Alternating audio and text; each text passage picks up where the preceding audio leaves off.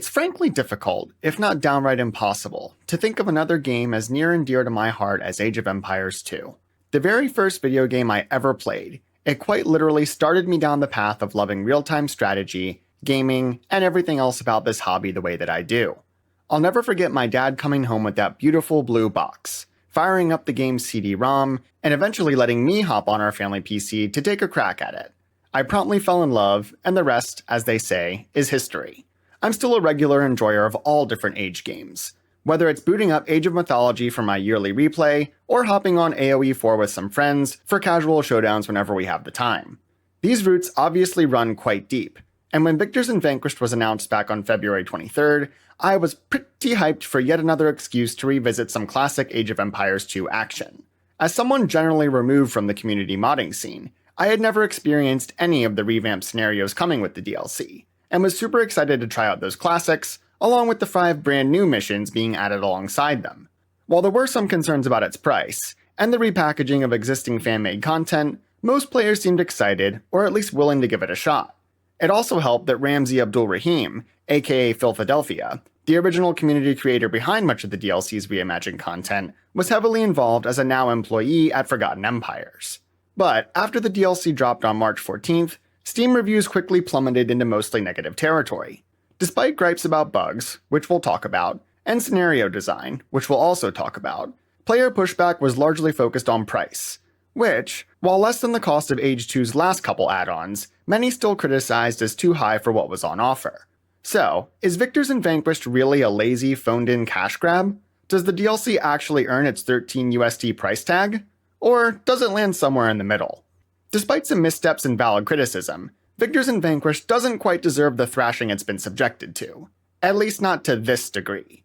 Overall, Victors and Vanquished is a pretty solid DLC, offering a wide variety of single-player scenarios to engage with, spiced up by a sprinkle of voice acting, but also soured by a few bugs along the way. Featuring a variety of civilizations, historical settings, and objectives to navigate, its 19 scenarios kept me playing for upwards of 30 hours, and I haven't even finished all of them yet. In Victors and Vanquished, you'll be thrust into the shoes of various leaders across history, ranging from early 5th century Europe all the way to mid-16th century America and Japan. Some locations and factions are revisited multiple times. The Vikings make quite a few appearances in particular, but things are kept fresh by exploring different eras, navigating alternate sides of the same encounter, and even replaying one large-scale campaign as several different sub-factions, each with their own start positions, strengths, and weaknesses. There are plenty of unique mechanics to contend with, from limitations on your military or economy, to twists and surprises that hit you with a sucker punch when you least expect it, or, in many cases, some combination of the two. Some of these components are also reused across missions, like destroying buildings to plunder gold, which grew a bit old after the 4th or 5th go-around, but they remain engaging and varied for the most part. Nearly every adventure features optional, secondary objectives to hunt down, and you're rewarded for exploring off the beaten path, whether completing those assignments or otherwise. Many maps are dotted with interesting characters that can be recruited to your cause, additional units to bolster your forces, or fun little encounters that would otherwise be missed. This open-ended nature further strengthens the quality of these campaigns, which can easily stretch for multiple hours while chasing down every side quest and free-roaming the map after completing your main objectives. Scenarios like Sir Francis Drake are focused on stealing enemy units, ships in particular, and recruiting local forces to beef up your army, while others like Otto have you overseeing several vassals, strong allies whose armies can wreak havoc on the enemy, but will quickly turn on you if you can't keep them in line. Many missions feature an open-ended approach to completing their objectives, albeit with some restrictive, arbitrary timers sprinkled in here or there. As Charlemagne, you can allow your brother Carloman to be crushed by his enemies early on, but this means you'll lose out on assimilating his forces into your own. Alternatively, you can deploy your troops to protect him, but the stronger he gets as time goes on, the tougher a challenge deposing him later will become. Similarly, as Mstislav, you can choose which rebellious cities to bring in line when, and only need to focus on those conquests, as the AI manages your villagers for you. But, if you dilly-dally for too long and don't unite the warring Rus quickly enough, you'll be crushed by a mysterious threat approaching from the east. Other scenarios like Nobunaga offer incredible replayability, allowing you to choose between a multitude of Japanese clans, each starting in their own distinct location with unique pros and cons. If you do go back for some replays through the eyes of even one or two other factions, this mission alone can provide double-digit hours of content. Alexios Komnenos was easily my favorite adventure, and experiencing his story truly feels like the Eastern Roman Empire is crumbling around you at the start. It was an uphill battle to get things even somewhat under control by liberating my first city outside Constantinople, but this small success was short-lived, as I had to contend with not only a massive nomad invasion, but a huge rebellion that almost brought down my burgeoning empire. Alexios also has to contend with a legitimacy mechanic, similar to the Empire's imperial authority in Total War Warhammer 3, where certain events drop your score, pushing you closer and closer towards future rebellions. These can fortunately be counteracted by holding festivities in Constantinople, expanding your empire, and completing various missions for 3 different advisors. This wicked combination keeps you on your toes to start, only able to muster the most desperate defense against each threat assailing the new Byzantine leader. But once you get rolling, you'll crush whatever opposition remains, and both of these are common themes across Victors and Vanquished, for better or for worse. Most scenarios typically begin in one of 2 ways. You're constantly on the back foot, fighting for your life, or slowly building up with little outside pressure delaying your progress. Then, your saga will end in one of 2 ways as well, either by steamrolling the entire map, or confronting a massive dilemma that will easily dismantle you if not prepared. It might sound like I'm complaining, and some of those final confrontations did feel like a real kick in the nuts, but overall, I found these conclusions quite fitting for their respective circumstances. Overcoming insurmountable odds, either at the start of your journey or its end, almost always felt like a fitting conclusion for each character in question. As my version of Alexios Komnenos conquered southern Italy, the final missing piece in his re-established Byzantine Empire, I looked back on hours of struggle and felt wholly satisfied with my incredible conquests. Make no mistake, many of these missions are tough, and will kick your ass quite a few times before achieving a hard-earned victory, at least if you're an around average RTS player like me. The Siege of Constantinople was the epitome of this difficulty, throwing a ton of enemies and mechanics your way, which quickly proved overwhelming if you weren't on your A-game. But, after conquering each dilemma, I was continually impressed with the balance struck between challenge and triumph. Another outstanding facet of this DLC is the mind-boggling scale, presentation, and variety of maps you'll be pillaging, conquering, and exploring your way across. Some are absolutely massive, covering immense geographic locations like the Mediterranean, Balkan Peninsula, and even the entire island of Japan. Playing as the Viking leader Ironside really feels like plundering your way across the Mediterranean, from Spain to North Africa and even the shores of Greece. In contrast, other maps hone in on smaller, condensed areas, allowing for more granularly detailed play spaces. Shimazu and Finehair's missions may take place in smaller portions of Japan and Europe, but they still feel expansive, even through that narrower lens of focus. The contrast between these massive areas and their smaller counterparts is another flavor of variety each time you pick out a new scenario. There's a little bit of something for everyone, whether you prefer to conquer a single kingdom or an entire continent. The added voice acting and slideshows are also a nice touch, incorporating production value to these missions in a way that their modded forefathers simply couldn't manage, albeit in a somewhat limited capacity. Unfortunately, several bugs did pop up during my playtime, most of which were minor, with one major, literally game-breaking exception. Unit pathfinding was the most glaring issue, and this continued across almost every scenario.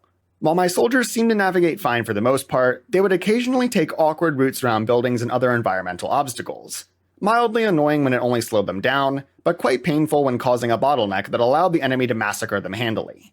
This seemed to occur most often when entering and exiting ships, and would often get units killed unnecessarily when deploying my army for a coordinated assault or pulling them out of a hectic situation. Another bug occurred when completing Harold Finehair's mission, where the game just didn't end. I spent a few minutes searching the map, thinking I'd missed a unit or building I had to destroy, but no dice. I was close to giving up and quitting when suddenly, the long-awaited victory message popped up, about 5 whole minutes later. I was glad the trigger finally hit, but it was quite concerning. Finally, the most disruptive issue I encountered was during Seljuk campaign. I had just reached the mission's next stage, and was tasked with crushing a rebellion by defeating traitorous soldiers. I met the enemy in battle, and the last 3 were mysteriously absent. I scoured the map once again, and even though the enemy units were supposed to be visible through the fog of war, I simply couldn't find them. I reloaded a few different saves, replayed that part of the mission, but still no luck, and after 20 minutes of trying everything I could think of, I simply gave up and left the mission incomplete. This really sucked, especially since I'd like to complete each of these new scenarios at least once, but I'm frankly scared to restart that mission from scratch, only for it to get stuck again like it did before.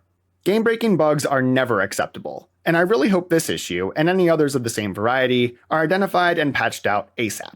Despite those bugs, and some challenging difficulty spikes and design decisions, Victors and Vanquished remains a solid and enjoyable package overall. So, what's all that fuss I mentioned earlier really about? Before getting into why I think complaints about the DLC have been over-exaggerated, to a degree, there are a couple disclaimers I need to share, because they admittedly influence my perspective on the matter. First, I play Age of Empires 2, and all Age games for that matter, almost exclusively for their single-player content, which is the clear focus of Victors and Vanquished. While I do love watching competitive Age of Empires, I'm about the furthest thing from a ladder grinder one could possibly be, and the extent of my PvP experience is getting thoroughly dismantled in a handful of unranked matches.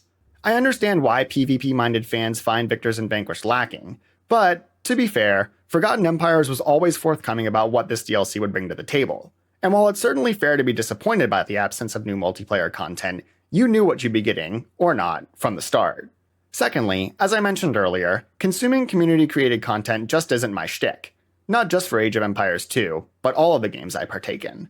Outside of specific circumstances, like mods that drastically improve a game's quality, shout out to the community bug fix for Total War Warhammer 3, or something like the Sith Lord's Restored Content mod for KOTOR 2, I play what's been put on my plate by the developer, for better or for worse. Listen, I get it. For those who already played through most, or all of these scenarios in their original, unofficial form, the DLC's value may very well seem lacking. That being said, those free versions are still available, and if partaking in this content through that particular method is the better option for you, I certainly won't disagree. But, for players like me who don't share that interest in mods, and might prefer a more quote-unquote polished experience, or who just want to throw a few more bucks at a game they love, Victors and Vanquished meets any of those criteria. There's certainly danger in navigating the tightrope that is repackaging existing content and selling it to consumers, and not without good reason.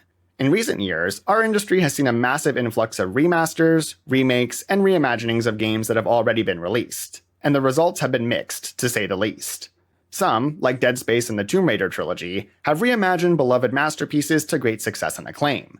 But you also have products like The Last of Us Part 2 Remastered and Brothers: A Tale of Two Sons that often beg the question, why did this need to be re-released at all? The waters become even murkier when adding community content into the mix. Is selling paid scenarios that were originally created by a fan, for free, really okay, regardless of how high or low the price tag might be? My answer to that question, at least in this case, is yes.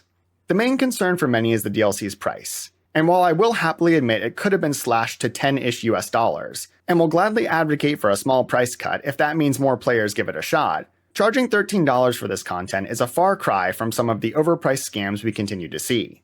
Creative Assembly thought upping the price tag of its DLCs without a requisite increase in value would go over just fine, but the blowback from Shadows of Change quite literally altered the course of the game's development and its future DLC plans, which was entirely justified, by the way. Now, you have Capcom selling in-game features like fast travel and transmog in Dragon's Dogma 2, a lazy practice targeted at lazy players who don't want to spend the necessary time in-game to acquire the very same items for free. Discussion around monetization in the gaming industry could be a whole video series on its own, but the point still stands. In the grand scheme of price versus value, Victors and Vanquished is nowhere near the worst offender. The involvement of Ramzi Abdul Rahim is another feather in the DLC's cap, and his input indicates Forgotten Empires really wanted to do right, not only by him, but by the community as well. Finally, and perhaps most importantly, Victors and Vanquished gave players something we don't often get in this industry nowadays: transparency. Forgotten Empires was upfront and honest about this content and its price tag from the very first moment it was announced. 19 scenarios, 14 reimagined and 5 brand new, for $13 US, with a minor discount if you pre-ordered before release. This wasn't some deceptive bait and switch, where promises were made and not kept, or certain aspects of pricing were withheld until after release.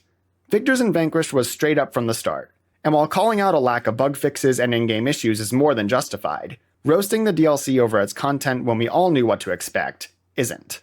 Anyone familiar with my channel knows by now that I'm more than happy to call out developers, publishers, and every other manner of company involved in gaming for their shady behavior, because I truly believe there are a lot of bad actors in our space that need to be set straight when their business practices harm the people who create games and those who enjoy them. Yes, a small price cut to bring Victors and Vanquished more in line with other Age 2 DLC would be nice, and deserved, but this isn't the bold-faced, overpricing debacle you might be led to believe. I understand why the multiplayer fanbase is bummed over a lack of content on that front, and why those who played the free mods previously aren't pleased to see them re-released with the price tag attached. But When you take a step back and look at the bigger picture, this is a solid single-player DLC that might be $1 or $2 overpriced. Victors and Vanquished is worth the $13 cost of entry if you've never experienced these scenarios before.